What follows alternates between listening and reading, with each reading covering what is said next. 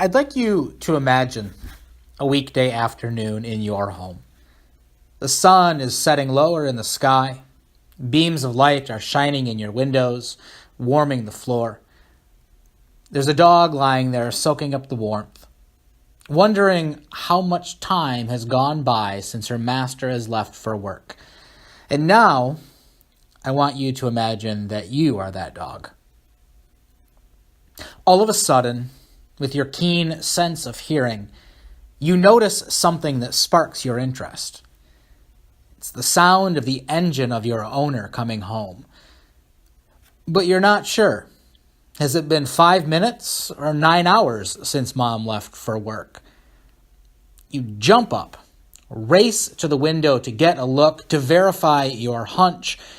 Your eyes are big, your ears are poised, your tongue is panting, your senses are so heightened in hopeful anticipation that this really is Mom.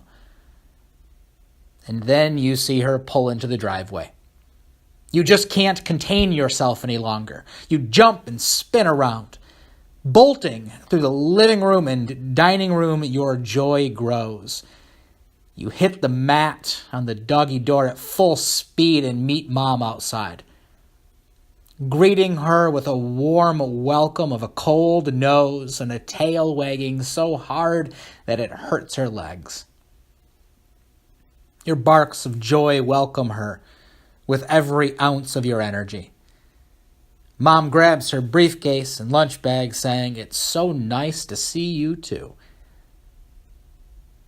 Back inside, you still can't contain your excitement. You spin around over and over again, jumping up and down from the floor to the couch time after time.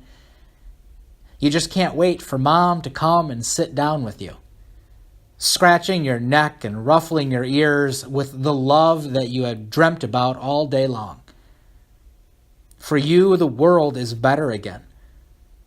Mom is home and your world is perfect. Our gospel reading today is about this experience with the dog, or at least one like it. An experience of hopeful anticipation and pure joy at the return of her master. When it comes to Jesus' return, when it comes to Jesus' second coming, we as Christians are called to be like dogs with our noses to the window, with our ears lifted high, all senses poised. Like a dog waiting for her master to come home, we too have no sense of time. So we wait and listen and look for the signs that Jesus is coming home to us. We wonder about what it will feel like. We feel that hole in our heart and just know that Jesus will fill it for us when he comes home. We aren't sure just how he is going to scold us for getting into the bathroom trash. We aren't sure how he's going to handle the fact that we pooped on the kitchen floor. But really, knowing Mom, none of that is going to matter much. Mom is going to be just as excited to see me as I am to see her. Sure, during our time waiting, we got into some trouble. We sniffed the litter box, we tore up a garbage bag, maybe even pooped on the floor. Truly, we didn't know what to do with ourselves as we waited with this longing in our hearts for Mom to come home, for Jesus to come home and share with us the love that we so desire, that we so need, that love that fills us completely, letting us forget about our pain, letting us forget about our suffering, letting us be filled with everything we need by simply sitting on her lap, soaking up that unconditional love that we have craved for so long. The joy and hopeful anticipation of Mom's return even outweighs the weight of our conscience. We know that we're going to have to suffer the consequences of our bad actions, but so too, we know Mom. and her love for us that outweighs anything bad we could do. When that first sign of her coming home, when that sound of her engine coming down the road caught our ears, it wasn't fear that hit our hearts, but instead it was pure joy. Pure joy of the return of our loving Master. Now, this gospel reading today is often known as the little apocalypse or the synoptic apocalypse. And so in my illustration with the dog, I was careful to include a rapture. Yes, there's a rapture here. And as the dog, you experienced it as you ran out that doggy door, welcoming your mom home. You ran out to greet her as she came home, but notice how you didn't get in the car and go for a ride. Instead, you came right back in to enjoy the return of your Master. That's how rapture works. The word rapture isn't about leaving at all, like movies or books might make you think about people floating up into heaven. But instead, a rapture is the excitement that you experience in the return of your Master. You can't help but run out and greet her. You can't help but welcome her home after a long time away. You can't wait for that time with her on the couch, soaking up the love. Yes, you were raptured out to see her, but the only reason you went out was so that you could greet her with the proper welcome, walking her back in with joy filling both your hearts. You see, Jesus' return is the same way as the dog's mom. He comes, and we meet him with overwhelming joy, giving him the proper welcome like a king who has been gone for a long time, but now has finally returned home to stay. Today, with the beginning of our Advent season in the church, we begin to deepen our focus of our hopeful anticipation for the return of Christ.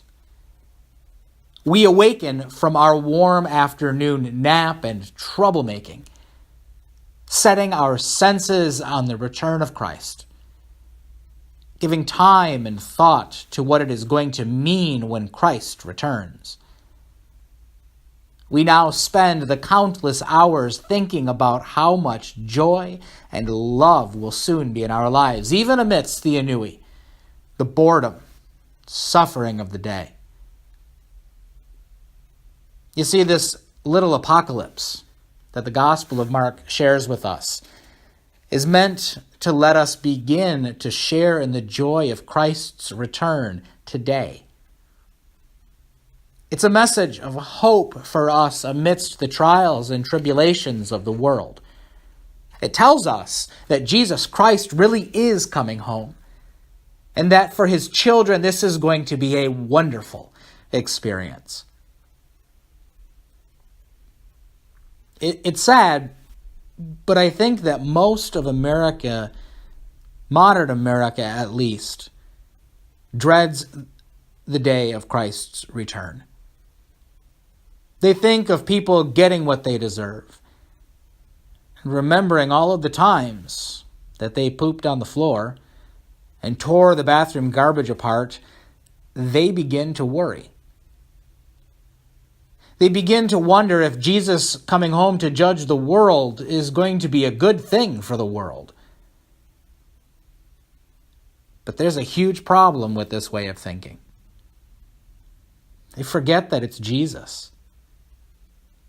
Tending to focus on themselves and their actions, they forget that it's Jesus, the one who loves us unconditionally, the one who loves us like a mother, the one who can't wait to be with us.